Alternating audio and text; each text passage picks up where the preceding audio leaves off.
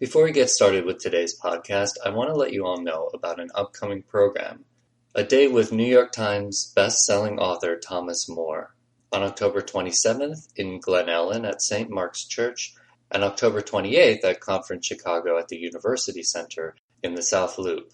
For more information about this program, visit our website, jungchicago.org.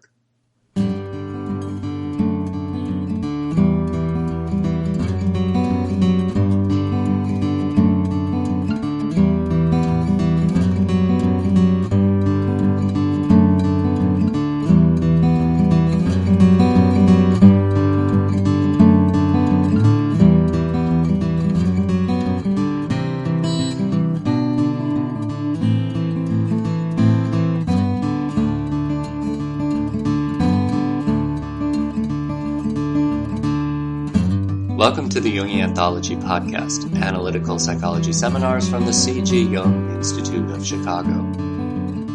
Jungian Psychology and Human Spirituality, Liberation from Tribalism in Religious Life with Robert Moore, Ph.D. This episode is part one of the series Jungian Psychology and Human Spirituality, Liberation from Tribalism in Religious Life. It was recorded in 1989. In this seminar, Dr. Moore stresses that, although it is important that people find and affirm their common human spiritual roots, it is time to realize that tribalism in human culture, politics, and religion must be transcended. Jungian thought may be a vehicle to assist in facilitating that process. Robert Moore, Ph.D., was Distinguished Service Professor of Psychology, Psychoanalysis, and Spirituality in the Graduate Center of the Chicago Theological Seminary, where he was founding director of the New Institute for Advanced Studies in Spirituality and Wellness. An internationally recognized psychoanalyst and consultant in private practice in Chicago, he served as a training analyst at the C.G. Jung Institute of Chicago and was director of research for the Institute for Integrative Psychoanalysis and Psychotherapy and the Chicago Center for Integrative Psychotherapy. Author and editor of numerous books in psychology and spirituality, he lectured internationally on his formulation of a neo-Jungian psychoanalysis and integrative psychotherapy. His publications include The Archetype of Initiation, Sacred Space, Ritual Process, and Personal Transformation, The Magician and the Analyst, The Archetype of the Magus in Occult Spirituality and Jungian Psychology, and Facing the Dragon, Confronting Personal and Spiritual Grandiosity. To listen to the complete series, click on the link in the description, and we'll also have links to all of Dr. Moore's lectures. You can support us by clicking on the link to shop on Amazon or to make a donation. You can always visit our store to further your own investigations into analytical psychology.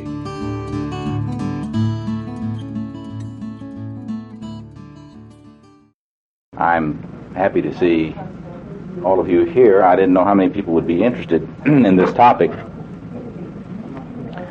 Not because it's not an interesting and important topic, but because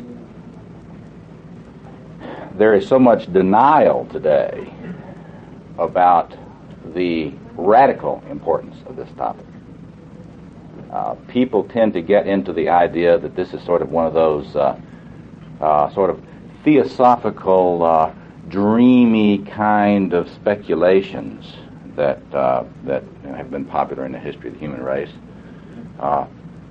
They think anybody that addresses the issue of human spirituality, the idea that there might be such a thing as human spirituality, are sort of dreamy and out of contact with reality.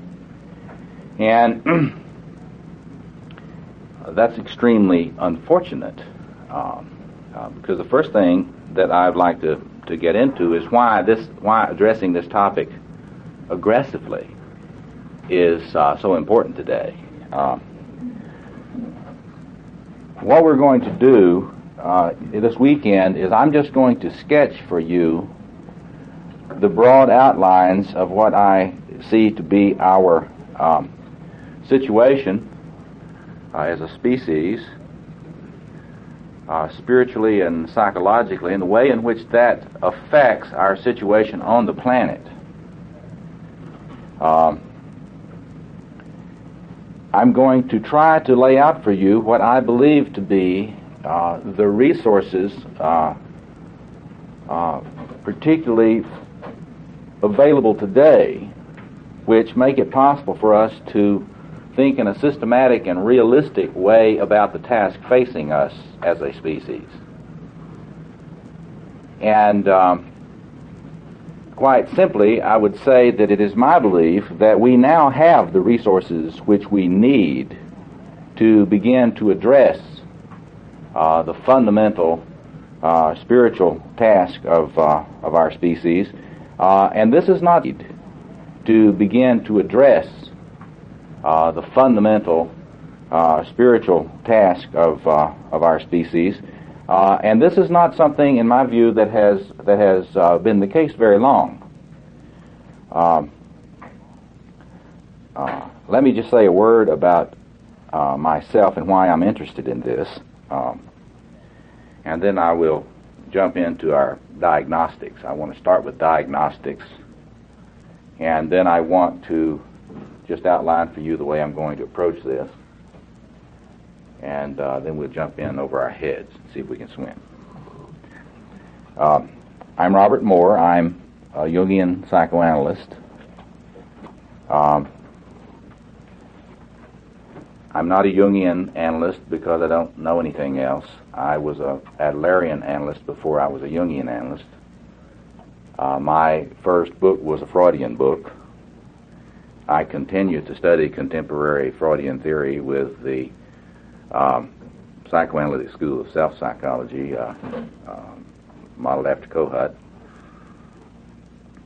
But I'm a Jungian. I am happy to make that claim because I feel that Jung's psychology is far and away superior as a psychology of the human to anything that is remotely in second place. That is not to say that it is an archetypal psychology. I don't believe in any archetypal psychology. That would be perhaps the true God's psychology, archetypal perfect psychology. But I believe it is a wonderful psychology of the archetypes, which is not the same as archetypal psychology. I want to make that very clear. I'm not a Hillmanian. I'm a Jungian. We'll get in a little later to making the distinction between being a Jungian and being an archetypal psychologist. But in any case, I'm professor of psychology and religion at the Chicago Theological Seminary, where I teach rabbis, priests, religious, and other clergy and interested laity at the master's and doctoral level in the relationship between psychology and spirituality, and psychology and religion. And I have been working in this area for longer than I would like to admit. I was just thinking about it. It was 1965 in the summer when I was in my 20s, when some guy really set me off on a trip by introducing me to Alfred North Whitehead, Carl Jung, and Ludwig von Bertalanffy. If you don't know who that is, that was the founder and primary theoretician of general systems theory. And that was just like somebody had put LSD in my wild turkey or something. Because that so blew my mind, and I've never been the same since. And I have spent a ridiculous amount of money and time and energy and blood, sweat, and et cetera, trying to figure out the implications of all that for the religious life and psychology. I don't really regret it, but I was really amused thinking back that it's been that long now, since 1965 in the summer. Since then, I've been working pretty constantly in this, and have continued and really feel that this stuff that we're talking about this weekend, this is the most important topic that there is. Quite simply, because if it is not dealt with, we will not very long have the opportunity to deal with any other topics. I think it very important for us to understand I'm going to, in our discussions this weekend, I will try to help you understand the psychodynamics about why we don't discuss this more. Because there are clear psychological reasons why we do not, and they have to do with infantile grandiosity in our psyches and the way in which it gets overstimulated. And when you start looking at the problems facing the human race, it is so overstimulating to the grandiosity that it's like having a 300-pound St. Bernard jumping around in your head. And you have to shut it down. And this is a common understanding in psychoanalytic self-psychology, and I will be going into what happens when you start letting yourself feel grandiose enough to address our grandiose problems. This is not anything fancy. This is just basic self-psychology, and I want us to understand how it works in keeping us from addressing the problems of the human race. My basic feeling is we've got to intervene in these dynamics so that we can ask and address the problems that are quite grandiose. These are grandiose problems that we face as a species, and they require the capacity of the mind to address them and begin to formulate strategies to deal with them. And so I'll just share with you, although this is, in my view, the most important topic that one can discuss, I expected there to be maybe 10. If this workshop made, I thought there might be maybe 10 people that would come, because the denial is so massive on these fronts, and our fear of the being overwhelmed by the grandiosity, the messianic complex, is so great that people steer away from this. They would rather watch soap operas or something. It's much more self-soothing. So anyway, that's kind of the way I feel about this, and I work a lot in this area. I'm the editor of this Paulus Press series you may be aware of on Jungian spirituality, Jungian world spirituality, in which we are trying to provide a forum for bringing the greatest of the world's spiritual geniuses and spiritual traditions into dialogue through using Jungian psychoanalysis as a holding environment, a way of providing a context for discussion for people who won't discuss any other way. And we now have, the first volume is back here, the Jung and Christian Spirituality. The second volume on Jung, the Jung-Christian Dialogue, is almost ready to go to press. The third volume on Jung and Buddhism is almost ready, will be ready in the fall. We're planning volumes on, at least one volume, bringing together the best resources on each of the major spiritual traditions in dialogue with Jung. There are 6 volumes now under contract, and many more being envisioned, and we will try to do this as long as it's possible. Paulus Press has been very enthusiastic and helpful in seeing the importance of this project. That's one project of the Institute for World Spirituality, which I work with, along with many other people, like-minded people. Brand new institute. Another project is what we call now the International Directory of World Religions, which you may not realize this, but right now, there is, if someone wanted to contact all of the religious leaders and religious groups in the human race, you could not do it, because there's no reference work which would enable you to know how to reach them, who they are, where they are, how to reach them.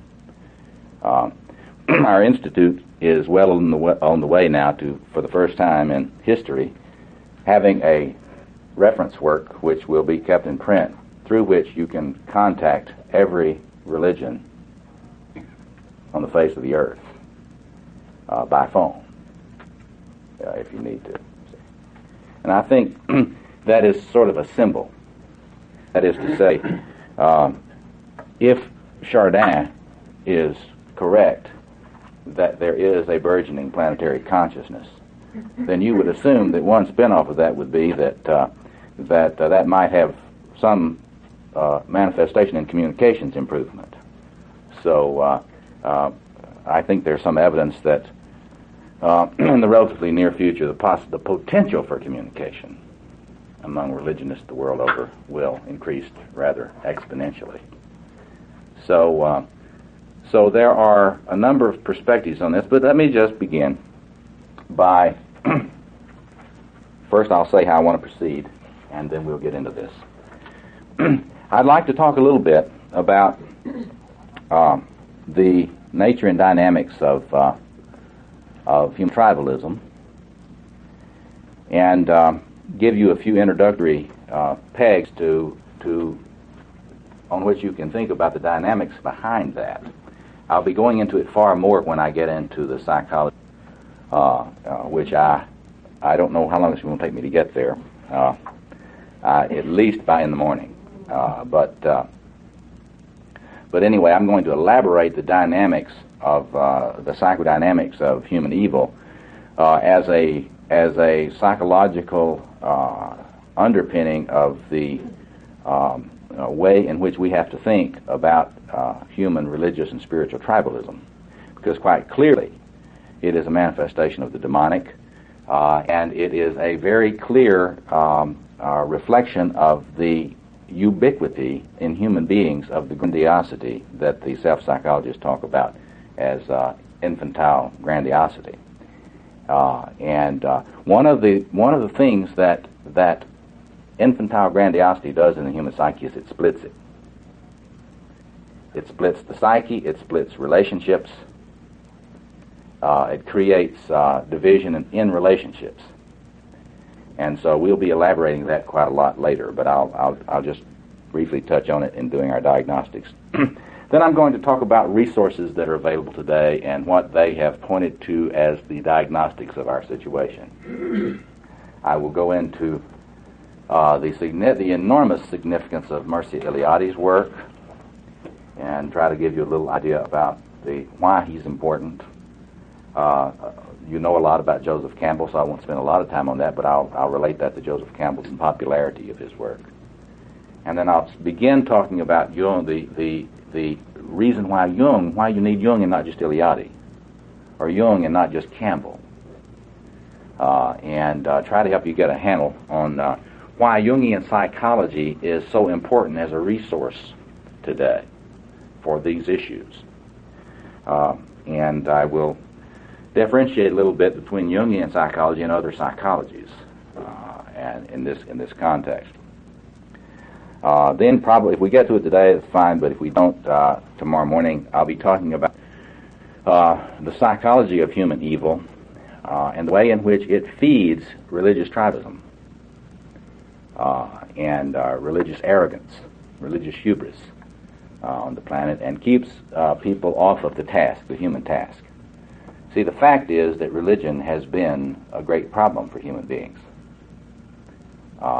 since the globe began to shrink and the human community began to have more to do with each other. See?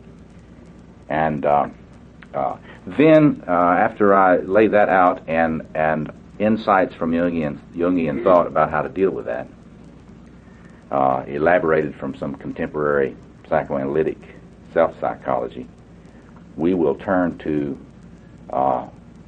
some reflections on what we need to do in terms of responding to our situation with ritual, various forms of prayer, and not short the relationship between the development of human spirituality and dealing with our planetary problems. So that's a lot to do. We will hit the high spots, and I'll tell you where the stuff is buried that you can read on your own to elaborate this outline. Is that okay? Okay. Any questions before I jump in now about how we will proceed? Yes. Not a question about how you proceed. I'm Yes. just curious if you're being taped. Yes, I think I am. And are those tapes going to be available? Yes, through the Institute. Tony. Yeah. Okay. Okay. Good. Yeah. Don't break your wrist. Yeah. Yes. Are you going to be talking about Paul Ricoeur? I can. I think that Ricoeur's approach is important in terms of deliteralization. But I don't think Ricoeur or his approach to things is going to be much of a solution, because it would take so long to teach enough people enough about Paul Ricoeur that we're all going to burn to a crisp long before that would ever work. So I don't really think that, I'm a practical man. I'm an academic, but I deal with real people and real problems. Most academics don't. And so the University of Chicago, while I'm one of their alums and a great appreciator, the University of Chicago and its modes of analysis is not going to solve the problems of the planet. Just like the consulting room psychoanalysis. See, I just lost $1,000 by going down and lecturing to this Jungian spirituality conference. Now, I didn't do that because I'm altruistic. I did it because psychoanalysis in the consulting room is not going to do it either. There's not enough time for us to train enough analysts. And there's not enough money for us to get people into analysis to address the human crisis that we're in now. Let me just talk a little bit about the human crisis. We'll get back into that and we'll talk more about it. And while I'm saying what else is not going to work, deconstructionism isn't going to work either. There's a lot of fascination with deconstructionism. Everybody's into deconstructionism. Well, we need to construct a cosmos. We're already good enough at deconstructing it. We need to get past literalism, but a lot of these people that are wild about deconstructionism never deal with the issue of how you're going to say anything significant. So we'll get into the ins and outs of that a little later. But let me talk about our problem as I see it. Contrary to what the secularists would like to have us believe, secularism has not brought great progress to the human race. All you have to do is to get serious about your evaluation of the ecological problems of this planet and look closely at the data we already have. Not some speculation, but the data we already have about what our species is doing to other species and what the voracious, insatiable appetites of human narcissism are doing to this planet. We have enough information now, if the denial level wasn't so bad, make it clear to anybody that has any interest in this that this cannot be just an academic topic. You know, a sort of this is something you get into if you're bored and you kind of want to do something to cope with your boredom. This is a survival business, radically serious survival business. And the fact that that's not widely understood is a mark of the pall of enchantment that hangs over this planet. For all the world, the metaphors which you need to understand what has happened in human consciousness are available more in C.S. Lewis than they are in many other places. Our planet lives under this enormous cloud of enchantment of consciousness, massive human denial, which you can get a little sense for by reading Ernest Becker's work, particularly his book, The Denial of Death. It's a lot more serious than Becker points out in there. He thinks it's serious, but it's more serious than that, because it's not just the denial of death. It's just massive denial about all sorts of human problems. Our denial of the ecological situation is one of the most central issues. And the way, although so many of our well-meaning social critics, there are so many of them that will not look at the psychological nature of our human problems. A lot of my friends in the concerned and committed church circles think that psychology is the enemy. And they think if you're interested in psychology, you're just a total navel-gazer, and the only reason you do that is because you're trying to get away from the world's problems.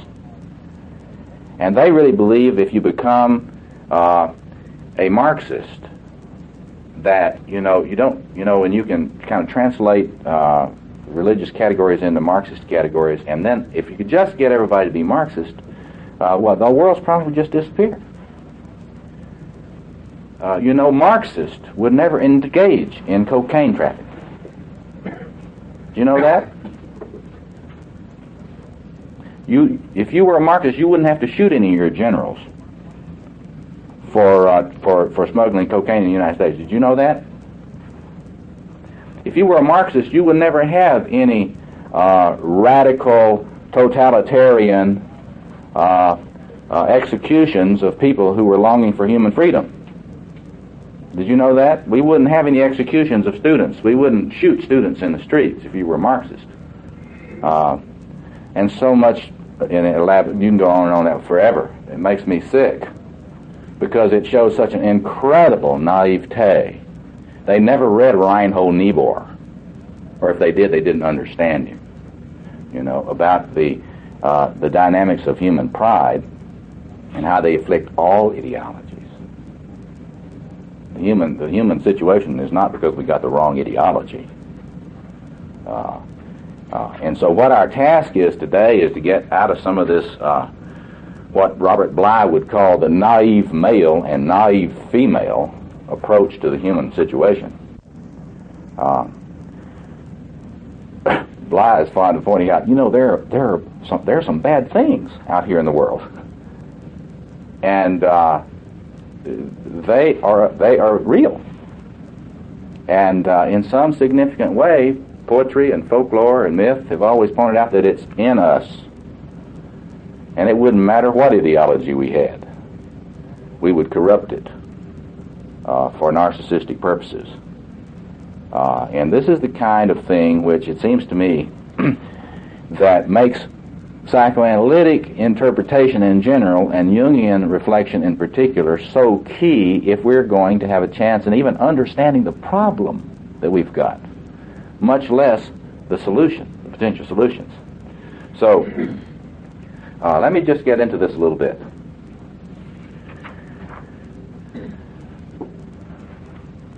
There are a lot of people today who feel that we need to go back to tribal cultures and tribal forms, and that will be our solution to human problems. And they differ only on one thing, that is which tribe you go back to. You know, I mean, we've got people that want to go back to the Hopi, and there are people that want to go back to the Navajo, and there are people that, you know, I mean, I've been getting letters from all these people that are going to, you know, from all these tribes to write with a series, and the numbers of tribes, spiritual tribes, are enormous.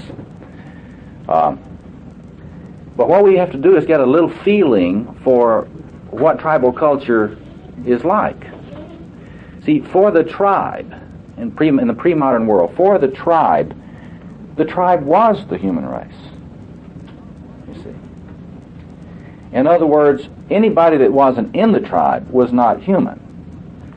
You can see this, and did you ever watch the movie Little Big Man? If you haven't seen Little Big Man, you ought to get that. You'd probably get it for $2 now or something at the VCR shop. But in there's a good characterization of this, in which in the way they've translated the Indian language, the tribe are called human beings. The translation of the name for persons in their tribe are human beings. And members of the tribe are human beings, and members that are not in the tribe are not human beings. Now, this is something that is enormously important, because as long as your tribe is not in contact with any other tribe, this is fine. You know, if just the other night I saw this movie. I had never seen The Lost Horizon before. I don't know if you've ever seen that 1930s. You got to get that too. I'm going to give you lots of movies to see. Part of the tuition cost of this course, all those rentals that you've got to do. But anyway, so here in the mountains of the Himalayas, there's this little civilization there, and you can't get there from here. I mean, it's like the only way you can be kidnapped and your pilot can die and something, and you can crash and you can get there. But it's surrounded by mountains and storms and snow, and you can't get in there from here. And so their tribalism in there is fine, because you don't really have to deal with anybody from the outside.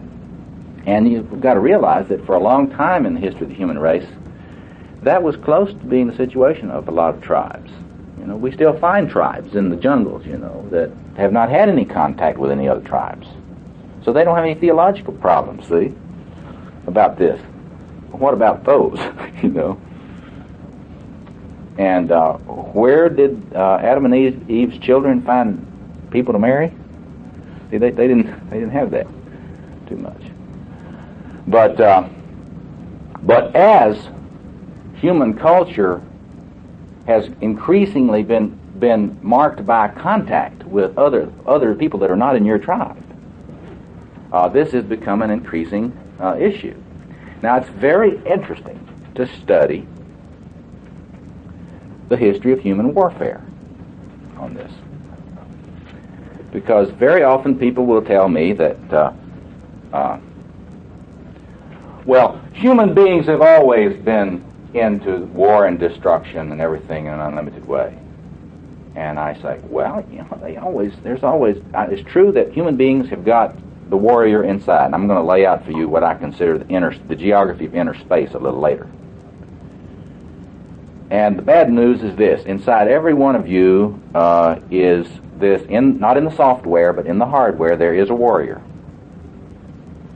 And whatever your warrior sees, it wants to fight. That's what it does. And that's always been true in the human race. But what a lot of these people don't realize is that in the pre-modern era, certainly when tribal cultures dominated, they had ritual. And all of their warfare was ritualized.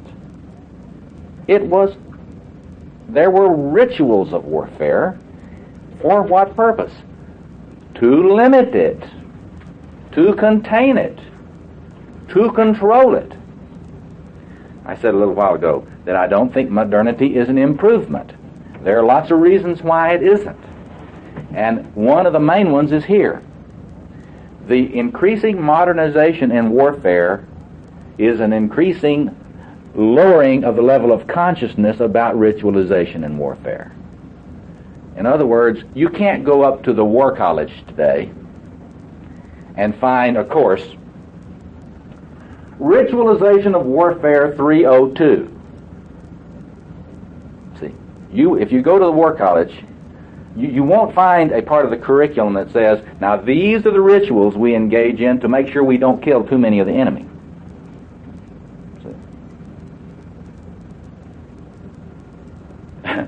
That's why we have nuclear proliferation to the degree that it is today. We're not satisfied with killing all of them once. We want to kill all of them as many times as possible. And see, if you understand the history of warfare, and if you understand ritualization in warfare, you will understand what an aberrant approach to this we have today. We're in a sort of a psychotic state as a species today about this. Because in the tribal era, we would go to war and we'd have our ritualization to get all cranked up. We knew how to make warriors, and we'd paint up, we'd get into hollering. It's like being at a Robert Bly Men's conference, beating those drums, making those war noises. Boy, you feel all that warrior energy. We even got some of those around the city here. If you want to learn about being a warrior, we got a warrior organization. Anyway, they'd have their war dance. Well, now, they weren't just into doing the two-step, those things, Texas two-step. These were not just, we didn't get together and dance for fun. That was ritual. It was a ritual process designed to create a certain consciousness for a certain purpose. Then they would engage the enemy, but were they interested usually in destroying the entire tribe? Not usually. Not usually. They were interested in taking some captives for ritual purposes. They would raid. The American Indians, they'd call it count and coup. In fact, a lot of the time, if you were a really super warrior, you would go over and you'd want to go over there and ride your pony over there and touch the pony of the best warrior on the other side and then run back to your side. Didn't kill him. You want to go over there and touch his pony and then run back without him being able to get you. Now look at that. Talk about masculinity. Now that males are so much like that. I'm more of a warrior than you. My name is Stallone. Excuse me, Rambo. But now you ought to be able to see in this, if you really study this stuff, you will find that there was great limitation, self-limiting, built-in ritual structures. in the tribal consciousness with regard to the destructiveness of even the warlike impulse. There were similar structures to regulate consumption. Now, there are probably people in this group today that know a lot more about this than I do, but can you give me an example of the way in which in tribal culture, in tribal cultures, consumption was regulated? Do you know any examples of that? That is materialism. How did they regulate materialism? You got an example, anybody? Nature was the great regulator. Nature was the great regulator. When it was there, you ate it. Well, nature certainly, in one sense is the regulator, but I'm talking about cultural regulators or religious regulators. Did you ever hear of potlatch? What is, somebody define it. Well, what's that about, potlatch? Isn't it a great giveaway for people of all tribes or whatever within a tribe? People come from far off, and then you give away what you've got to them. That's right. To show how wealthy you are, how powerful, how generous, and so on. It is an occasion you build up some wealth. You get so many ponies or pigs or whatever, and then there comes a time in which you don't keep on accumulating it. You throw a party, so to speak. We still have a little of that in party giving. I mean, if you know how to throw a party, you have a little bit of that left in your psyche. It's sort of in there, Gift giving. We don't know enough about the psychology of gift giving, but it's related to this. Gift giving is really related to this archetypal sort of insight. But anyway, in potlatch, you would throw this party for the tribe. And you give away all this stuff. So, now, a little later, I want you to remind me, I'm not going to deal with this right now, but I want you to remind me to relate that to the archetype of king and queen. Because it is in certain ways it may look like a very arrogant act. But if you understand the archetypal foundation of it, it's not arrogant at all. It is what has to be done to create a world, create a cosmos. It is the generosity of the king and queen that manifests. See? Now I'll lay that out for you shortly. But anyway, the point is very simple here. There are rituals in tribal culture to limit aggression. There are rituals in tribal culture to limit consumption, conspicuous consumption, and the results of that. Now, again, if you look at our culture today, our modern culture, we have no rituals to limit aggression, and we have no rituals to limit consumption. See, what were you going to say? Yes. I'm surprised where you're going. At first I thought what you were going to do was then talk about the rituals that we do have that limit aggression and consumption because we're so caught up still in nationalism and tribalism. Because it seems to me that summit meetings, going to the mountain, all of the kind of the dances, taking a double picture of Mrs. Bush and Minister Thatcher's husband kissing one another's hands. I mean, it seems. Let me give you a definition that will help you deal with that a little. There's a difference between ritual and acting out. Humans will always engage in ritualization, consciously or unconsciously. But when I use the word ritual, I'm talking about something one is taking responsibility for leadership of your group in things that have to be done. There are a lot of things that are acting out ritual forms, archetypal ritual forms, but they're not contained. That is to say, these leaders don't understand. For example, our leaders in the Vietnam War were limiting aggression in a certain way, but they did not know what they were doing in any kind of psychological ritual sense. The decisions not to bomb certain areas were not made on the basis of ritual judgments. They probably were grounded in some unconscious awareness, you see. But what our job, this is where Jungian psychology comes in. I want to talk about a little bit later about the ego-self axis. The Jungian understanding that you must become aware of the responsibility to relate to archetypal contents consciously. There is an ethic of awareness in Jungian thought that is a must. It's not enough to act out obsessive-compulsive rituals. In other words, we are condemned unconsciously to act out what we do not consciously ritualize. Let me say that again. That is a fundamental assumption I'm operating on. We are condemned unconsciously to act out archetypal configurations that we do not consciously ritualize. And this has enormous implications politically and socially for global culture. Let me just say one word about that, and then I'll take your question. I have along with my co-worker Douglas Gillette, I have a manuscript with a publisher now entitled Nuclear War, The Last Right. And in that we argue that there is an unconscious archetypal pressure toward nuclear war that will be acted out unless a human planetary spiritual consciousness can be developed to understand what this pressure to act out the global conflagration is spiritually. In other words, we are going to undergo, I will guarantee you today that we will undergo a spiritual transformation soon.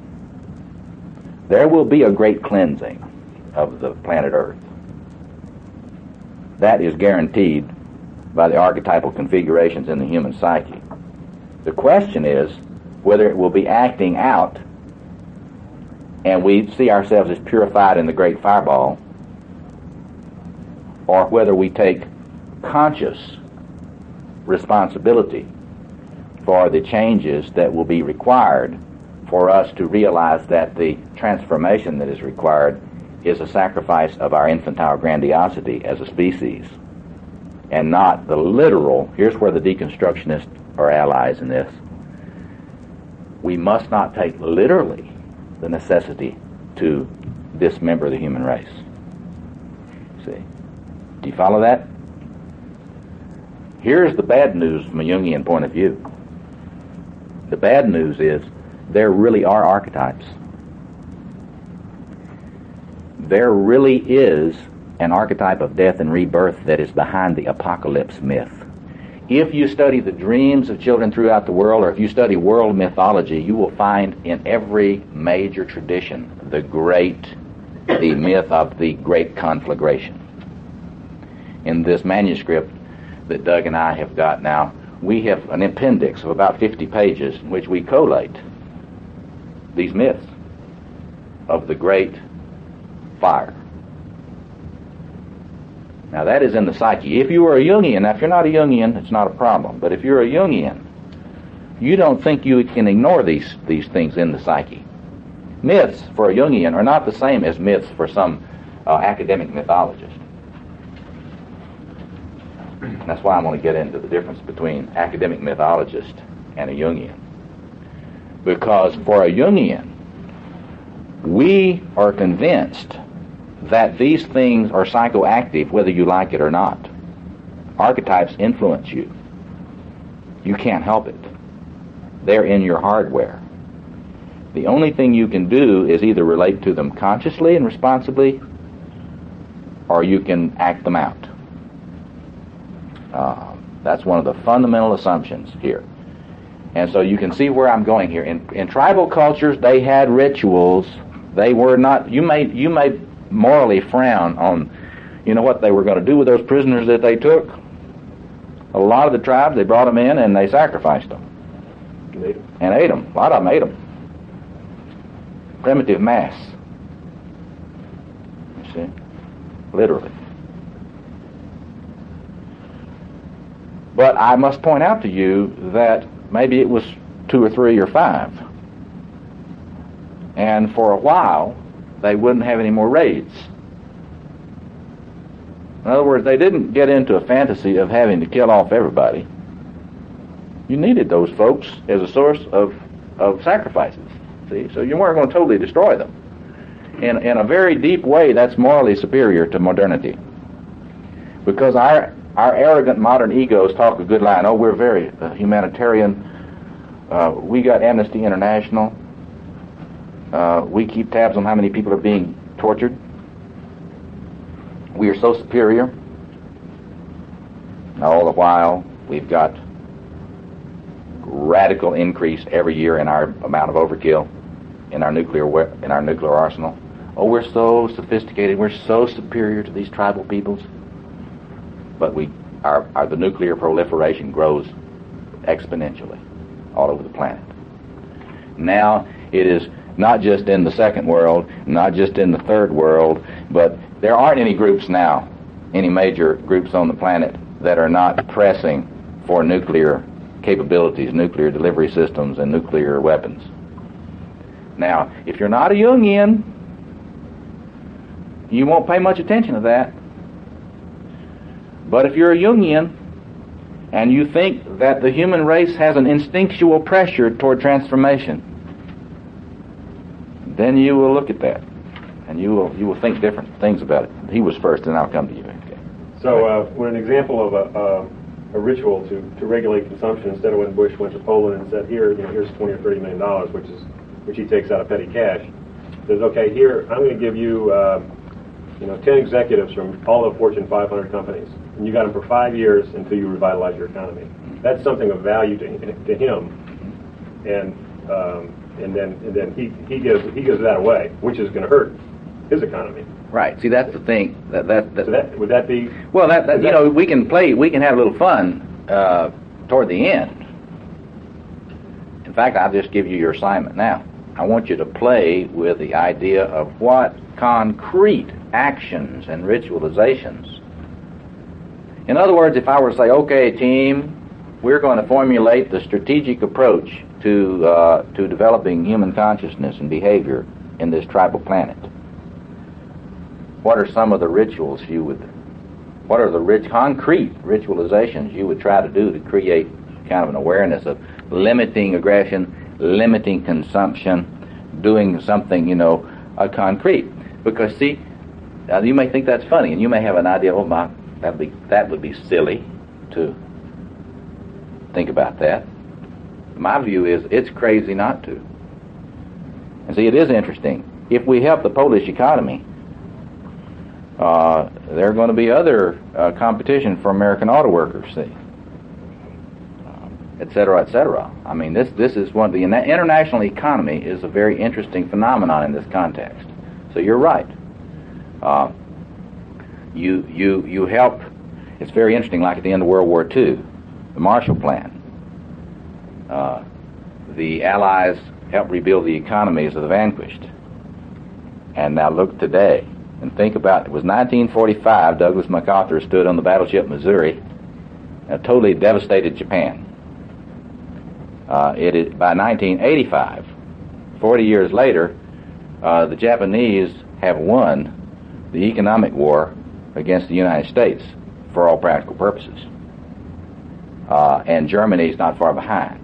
And with the unification of Europe now, you see this interesting enantiodromia happening. Now, you were going to raise a question, Eileen. It's kind of related. You're talking about the importance of consciously ritualizing. And I take that to mean ritualizing with understanding? Yes, it has to be. We got to understand we have to understand the plumbing of the way human consciousness works and feeds into social and intergroup and international relationships and interreligious relationships. Right. So you're reading me right. Okay, so my question is, it seems to me that in the pre-modern world that was not possible to ritualize with understanding, and you're not promoting a return to that kind of ritualization, so I'm trying to understand the difference between... Okay, let me address that a little bit more. Okay. One of the things the scholars have pointed out to us about pre-modern tribal cultures that early Christian anthropologists did not understand. The early Christian anthropologists thought that Christians were superior in every way to the tribal cultures.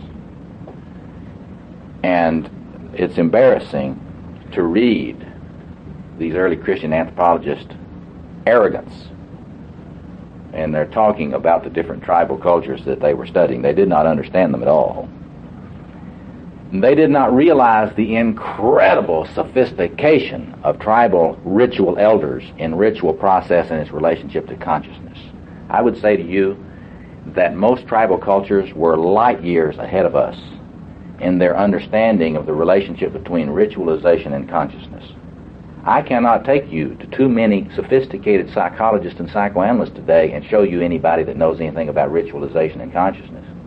There are only a handful of people around the world that are studying the relationship between ritual process, a la Victor Turner, and psychoanalysis and psychological processes. And see, if you just look at that, the most sophisticated people of our time psychologically are only now beginning to say, oh, you mean what we call transference is a ritual phenomenon? And the psychoanalyst is a ritual elder in a transformative process? Oh, we thought that anybody that engaged in ritual was crazy. See, that's the Freudian point of view, classic Freud. Now, it's embarrassing how primitive we are on this, but the cutting edge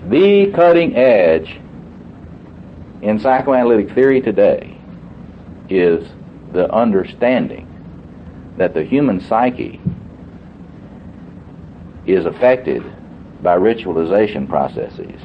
The great breakthrough actually came with Erik Erikson, who began to point out ritualization in the psyche. But we've made a lot of progress since then. I mean, not a lot in terms of what needs to be done. For example, hypnosis. Hypnosis is a ritual phenomenon. It's very old. And, you know, the modern Christian antagonism toward magic, based on those early Christian anthropologists that didn't understand magic at all. See, magic is nothing other than understanding the relationship between what you do in ritual and the kind of consciousness you form. See, if you were an old tribal medicine man and you realized that, well, it's time for a war party. Well, now, the old tribal medicine man knew how to create a warrior. And it was done ritually. And then when all the young warriors came home, they knew, well, we've got to turn these boys, young men, back from warriors into herdsmen again. And so the old medicine man knew how to create a ritual, do a ritual to transform the warriors back into herdsmen. You steal all these horses, you got to take care of them, right? See? Think about this now. I'm not jesting. And think about what has happened to our Vietnam War vets. We have hospitals all over the United States who are full of young warriors, not so young now because we've failed them, but they were made into warriors by ritual elders who were ritually tone deaf, a bunch of drill sergeants who know how to turn people into warriors. They know how chiefly to turn people into shadow warriors, what I call shadow warriors. That is, people that don't know the moral responsibilities of a warrior. And then they come home, and we don't even have somebody that says, okay, boys, let's get together, we're going to have a dance, and we're going to dance you out of warrior into herdsman. So we've got in all these Veterans Administration hospitals across the face of this country, thousands and thousands of young men who have been betrayed by us because we're ritually tone deaf. We don't know. We knew how to dance them into being killers, but we don't know how to dance them into being people that can deal with their issues and have families and build communities and so forth and so on. And then these young men know something's wrong. If you ever work with any people that are either working with them or if you get to know them yourself, they know they've been betrayed. And they're right. But the great tragedy is that we have not put enough work together on spirituality and ritual to understand how we've betrayed them. We have betrayed them because of the collapse of ritualization in modernity. Yes, back here. Did this happen after World War II also? And if not, what was the difference? It's happened after every modern war. But you see, the difference with those is even after World War II, there was a order a religious order still more or less in place. And those young men coming back from World War II could feel that they had been engaged in a moral war, whether they were or not. See? And so they could come back into a cosmos, in other words, a world, a cosmos. And I'll get into Eliade more in a minute about what a cosmos is. It's a world where your sacred canopy has not collapsed. See, after World War II, you still had a sacred canopy in America to a degree. After Korea, it was collapsing, and by the time Vietnam had arrived, there was no sacred canopy in America. Look at Peter Berger's book by that name, you'll see what I mean. Peter Berger's work, The Sociologist of Knowledge, on the homeless mind, the sacred canopy, where he discusses the collapse of the sacred canopy. We're going to take a break in a minute because you need to stretch your legs. But what I will do when we come back from the break is I will try to get you to see what has happened in the modernization process, and this is where Eliade is helpful.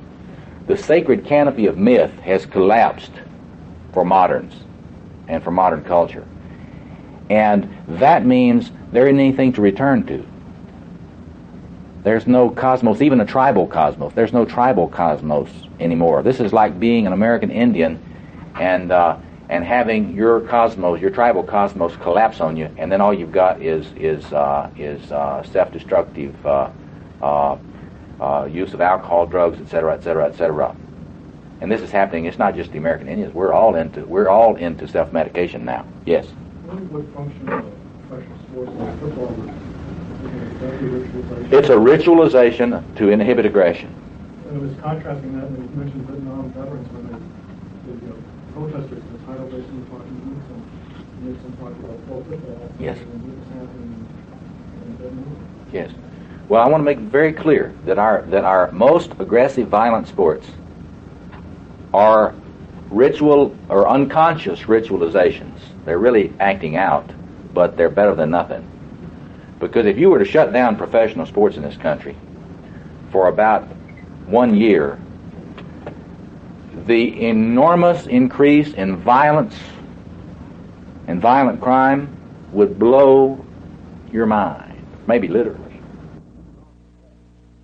Human culture, if the leaders forget how to dance or forget how to throw one, then what do we turn to? Well, the best we have is Mick Jagger and Willie Nelson. And they still know how to throw a dance, and it works for a while. But it doesn't work in the way we need for it to work. Let's take about a 10-minute break. The healers, the ritual elders, what I would call the magi, have been aware that you need to have a diagnosis before you start your treatment. Now, there are a lot of people today that differ with that, but I think I tend to go with the vast group of the human community against the opinions of a lot of these modernists. I think that we have to have a sense for what the plumbing of this problem is. And the exciting thing to me is that in recent years we have had analyses of these problems that, when you put them together, make what to me is a very coherent picture of our problem. I'll give you a list of these scholars that you can look at to get some sense for the way we need to diagnose modernity. I've got some of them here. But with Eliade, let me give you a couple of others. And then I'm going to come back and tell you what I see them saying. As I mentioned, Peter Berger and his work. He's a sociologist, one of the great sociologists. That is, if you have the interest that we have in this workshop. And he has studied modernization and the way it leads to fragmentation in human personality and culture. And his book, The Homeless Mind, and his books, A Rumor of Angels, The Sacred Canopy, and one called The It's got imperative in the title. I'll try to remember exactly what the title of the other one was. Does anybody know that Peter Berger book that has imperative in the title? I'll try to get that for you. His work is important work. You ought to get to know the work of Peter Berger because it'll give you a sophisticated critique of modernity, a sociology of knowledge critique of modernity, which goes with Eliade and goes with a number of others. I want you to see that we have some very, very sophisticated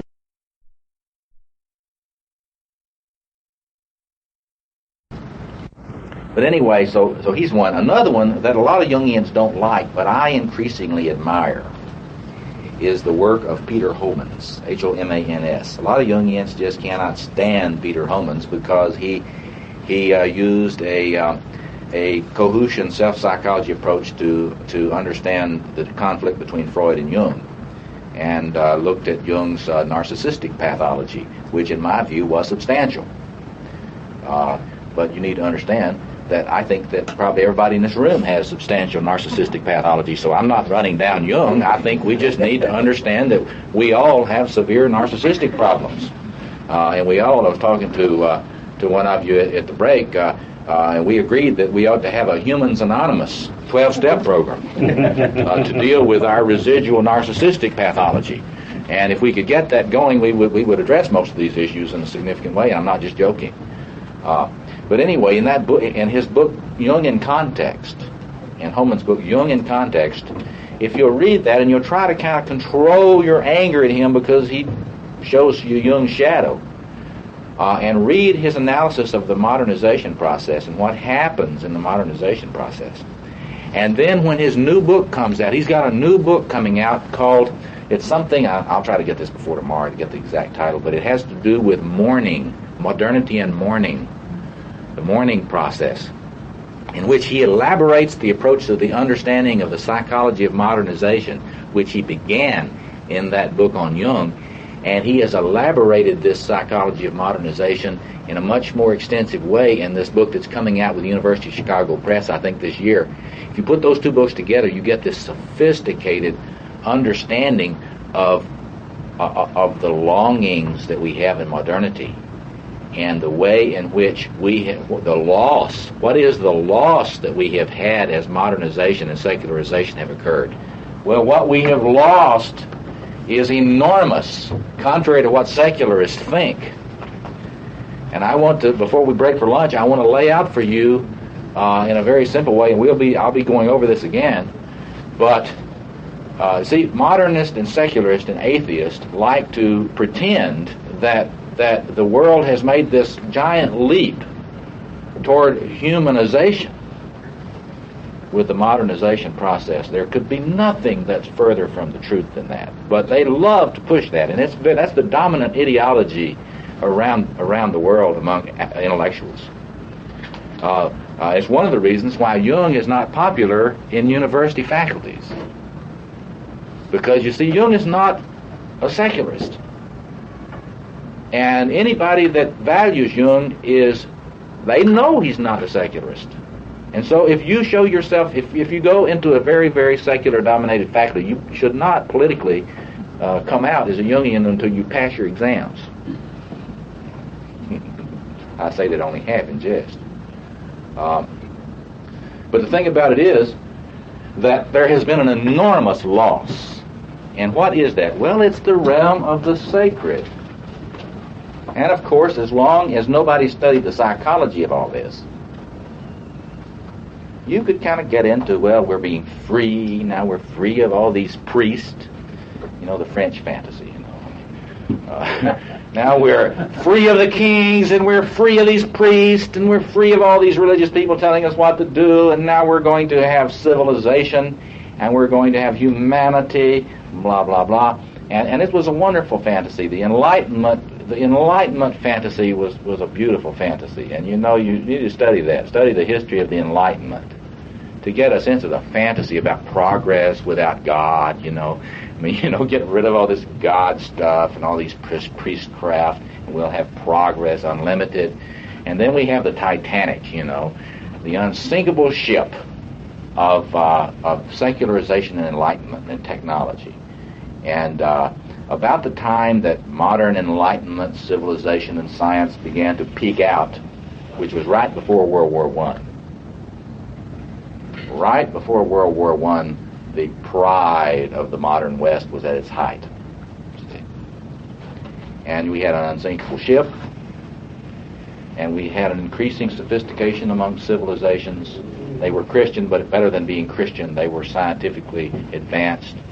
And we had the Germany of Goethe, and we had the England of David Hume, and the great positivistic non-believers, Bertrand Russell, the world that came to be the world of Bertrand Russell. What have we got here? The Proud Tower of Barbara Tucker. Yeah. But anyway, so what happens? You get the sinking of the Titanic, and all of a sudden you find yourself in the middle of World War I, in which, the interesting thing about I was just in the South, you can't forget the Civil War in the South. They remember it like it was yesterday. But anyway, the Civil War in America was the beginning of modern warfare. You had the beginning of modern warfare in the Civil War in America, but it was just barely the little beginning. They didn't really have machine guns yet. See?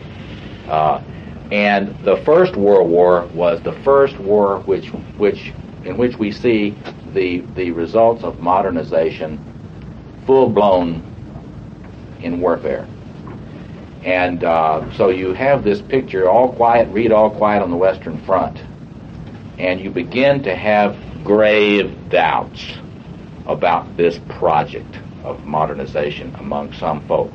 And that's where you get the work beginning of people like C.S. Lewis and that whole group that wrote Tolkien, and the whole group of people that began to raise serious questions out of the height of our modern civilization about what is wrong here. There is something radically wrong that they didn't tell us. Well, you've got to get a sense about what is wrong, but you need psychoanalytic theory to get a completion on this picture here. Because as long as you can think, demythologization, wow, it's great. That's what, when I was studying this stuff for the first time back in the 60s, they were still into rah-rah demythologization. Okay, but let's look at Eliade here and Jung.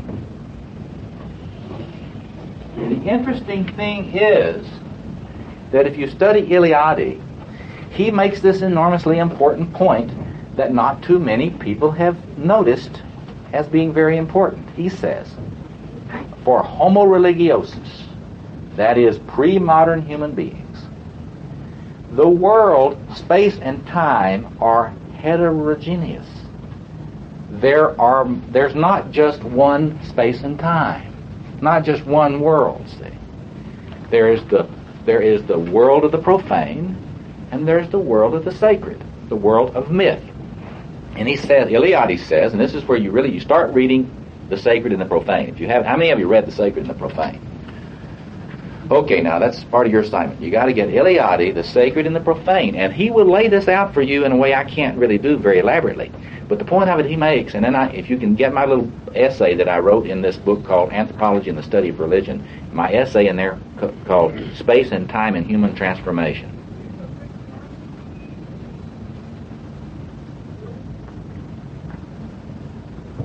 I think it's just Space and Transformation is the title of it.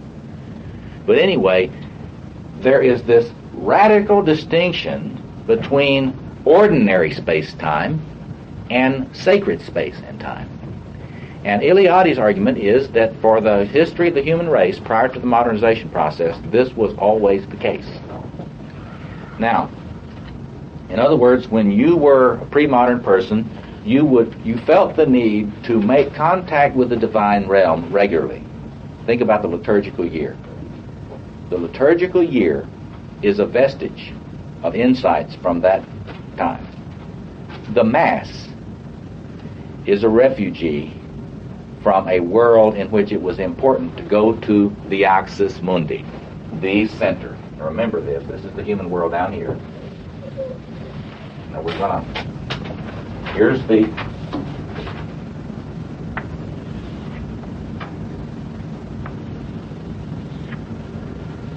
This world is full of numinosity and sacredness and power and food and grace. And this is not just Christian according to Eliade, this is the homo religi, the world of homo religiosus that existed for aeons prior to modernity. In other words, the vast amount of human history, this has been the view. And you need to be clear, my view is we got to get back to it. So I'm telling you, the preview, we must get back to this if we are to survive. We got to do it differently than they did, but we must get back to it. This is the axis mundi, the center of the world. And of course, in Christian thought, what is this? Come on, you Roman Catholic theologians. What is this? In Christian, Orthodox Christian theology. Hell? Oh, no, this is not hell. This is not hell. Sacred into the profane. Yeah, where does it come in? Yeah, and where? This is a literal place for Christians. This is the cross. And the blood of Christ, the cup of salvation, bread of life, comes in through the cross of Christ. And through the grace coming in from the sacred, through the body and blood of Christ, we are healed and we are fed and we are made whole. We cannot be made whole without it. That is to say, there is this primordial intuition. There's this primordial intuition in Orthodox Catholic Christianity that you may argue about it all you want to theologically, and you systematic theologians can just have a field day with it, and it's wonderful. But psychologically, Jung was right. It's true. Psychologically, this is true. There is a connection that the psyche must make with a non-ego world through which it can be centered and nourished and made whole in the face of all the brokenness that inevitably is the case in historical time. See, this is profane time. This is historical time. This is clock time. This is chronos. In chronos, we are all alienated, as Peter Berger would say, and we are broken. Or as Tillich would say, Paul Tillich, the great Lutheran theologian, we are estranged. We live in estrangement. But this is a different kind of time that we touch, that Christians claim that they touch in the Mass. But what you got to realize, this is the time that a Muslim, I had a great conversation yesterday with a Shia. You know, if you want to learn about Shia Islam, you just talk to your cab driver in Chicago. I had this great trip from the airport yesterday. I learned a lot about Shiite Islam, see. But for a Muslim, you go to Mecca and you circumambulate the Kaaba and you walk with your feet this whole thing. You go on a journey to the center. See, according to Eliade, humans must go on a journey to the center. That is until modernity. What happens with modernity? Somebody. What happens in modernity? Do you go on journeys to the center? Journeys to the outside. Huh? You journey to the outside, right. But what about the center in modernity? There isn't one. According to Eliade, and he's absolutely right about this, when you become truly modern psychologically and culturally, you can't find the center anymore. There isn't one. Why? Well, see, if you were remember now, this is I'm just saying that in Orthodox Catholic Christianity, you've got this stuff in dogma and ritual laid out for you, and whether you agree with it or not theologically, I'm not worried about, but you need to understand that that's an elaboration. Jung was right. That's an elaboration of psychological reality that's very accurate in many ways. John Doerley would say it's not totally accurate.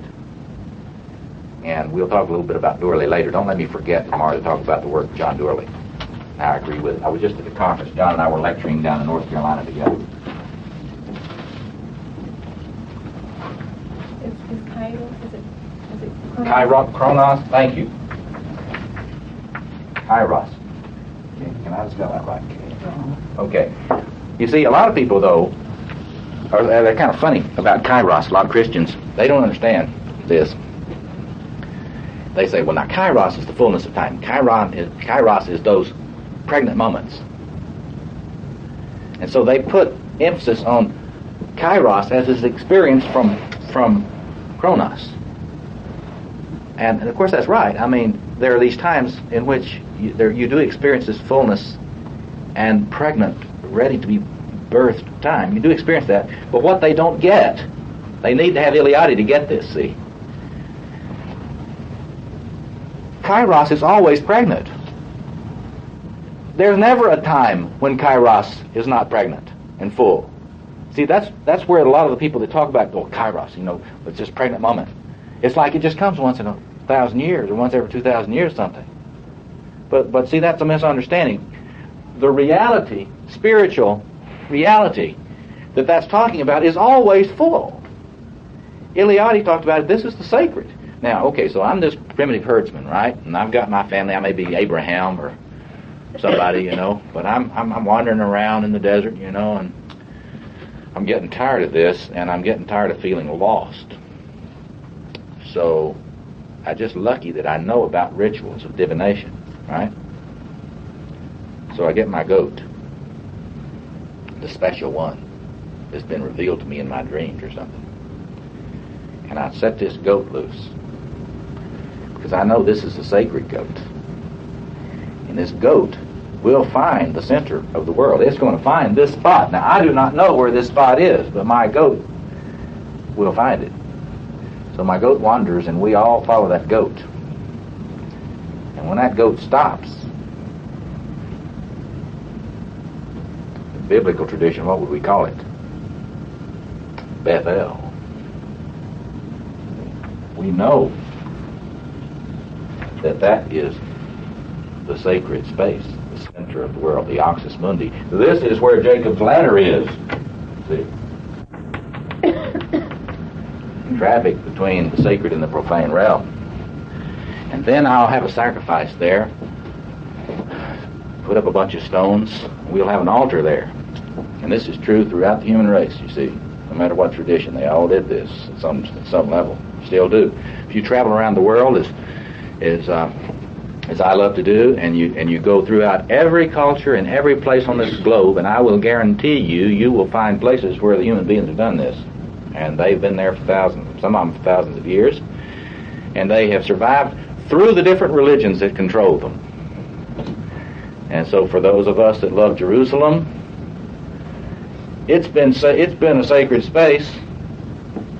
Whether the Muslims had it, or the Jews had it, or the Christians had it, and it will always be, as long as the planet survives, a representation in the mind of human beings of one place that this was. Well, Mecca is the same thing. The great mountain of the Islamic pilgrimage has been sacred long before there was a Mohammed. It was a site of pilgrimage long before Mohammed ever existed. And all Mohammed did, from just a history of religion's point of view, was to organize a lot of things that already existed in terms of ritual practices around these sacred centers that later became known as Islam. Iliadi lays out for you the way in which the symbolism of the sacred stone that is at the heart of Islam pre-existed. There's a great dissertation done by a man, Harry Parton. I don't think Harry ever published this dissertation. It should be published. It's a dissertation on the Islamic pilgrimage. And he traces the sacred stone worship that preceded the pilgrimage to Mecca to the forms that exist today. So do you follow what I'm getting at? There is always this human journey to the center. And there's another, let me give you a reference of Victor Turner's. He's got an essay that was done, I think it was published in History of Religions, called Pilgrimage, Journey to the Center Out There. And Victor Turner and his wife Edith, before Vic's death, published this book called Image and Pilgrimage in Christian Culture. And if you haven't seen that, it's a must. Image and Pilgrimage in Christian Culture. The understanding of pilgrimage that is in that book is something that applies to a lot more than Christian culture. It applies to every human culture because every human culture has pilgrimage. And if you have a Jungian point of view to complete the psychological side, then you've got an understanding of this that is integrated. Okay.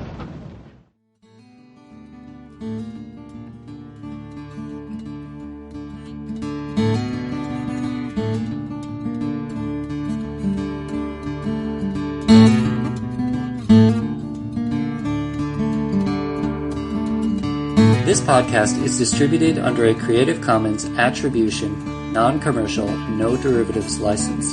Share it all you like as long as you maintain the attribution to the speaker, but please do not change it or sell it. If you like this episode, tell your friends about us or leave us a review on iTunes. For more information about classes, training programs, videos, audio, this podcast, or to find a Jungian analyst near you, visit our website, www.jungchicago.org.